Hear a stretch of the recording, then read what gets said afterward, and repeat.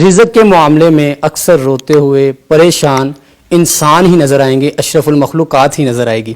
وجہ کیا ہے؟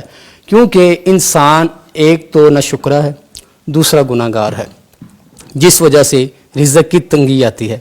انشاءاللہ تعالی آج 3 ایسی چیزیں ہم بتائیں گے کہ جن کے ساتھ اللہ رب العزت آپ کو بہت زیادہ رزق عطا فرمائیں گے، رزق میں برکت ہوگی، اور کبھی بھی انشاءاللہ تعالی ایسا شخص جو ان عمل کو کر لے گا وہ انشاءاللہ تعالی کبھی رزق کی تنگی کی وجہ سے پریشان نہیں نظر آئے گا۔ جی ٹھیک۔ اچھا، پہلی بات کیا ہے؟ جیسے میں نے عرض کیا کہ انسان نہ شکرہ ہے۔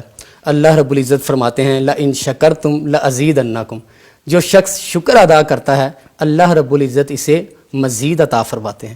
جو روتا رہتا ہے وہ روتا ہی رہتا ہے۔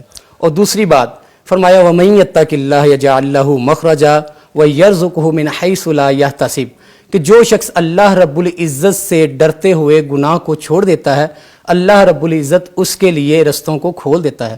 اور فرمایا وَيَرْزُقْهُ مِنْ حَيْثُ لَا يَحْتَسِبُ، اور اللہ رب العزت اس شخص کو ایسی جگہوں سے رزق عطا فرماتے ہیں جہاں سے اس شخص کا گمان بھی نہیں ہوتا۔ ٹھیک ہے۔ اور تیسری بات پیغمبر علیہ السلام نے فرمایا، بخاری و مسلم کی روایت ہے کہ جو شخص چاہتا ہے کہ اس کی عمر دراز ہو اور اس کے رزق میں برکت ہو تو ایسے شخص کو چاہیے کہ وہ رشتہ داریوں کو جوڑے، صلہ رحمی کرے، رشتہ داریوں کو توڑے نہ۔ اس کے ساتھ کیا ہوگا؟ عمر میں بھی برکت ہوگی اور رزق میں بھی اللہ برکت عطا فرمائیں گے۔ ٹھیک ہے۔ اور آخر میں ہم انشاءاللہ تعالی وظیفہ بھی ایک بتاتے ہیں، ایسا ذکر بتاتے ہیں جو کہ سمجھ لیں میں خود بھی کرتا ہوں، بہت سے لوگوں کو بتایا بھی ہے۔ اچھا جی، بہت ہی آزمودہ یہ وظیفہ ہے، ذکر ہے۔ وہ کیا ہے کہ جو میں نے آیت کریمہ میں نے تلاوت کی ہے سورہ طلاق کی آیت نمبر 2 اور آیت نمبر 3، آخر سے پڑھنی آیت نمبر 2، وَمَن يَتَّقِ اللَّهَ يَجْعَل لَّهُ مَخْرَجًا وَيَرْزُقْهُ مِنْ حَيْثُ لَا يَحْتَسِبُ وَمَن يَتَوَكَّلْ عَلَى اللَّهِ فَهُوَ حَسْبُهُ إِنَّ اللَّهَ بَالِغُ أَمْرِهِ قَدْ جَعَلَ اللَّهُ لِكُلِّ شَيْءٍ قَدْرًا۔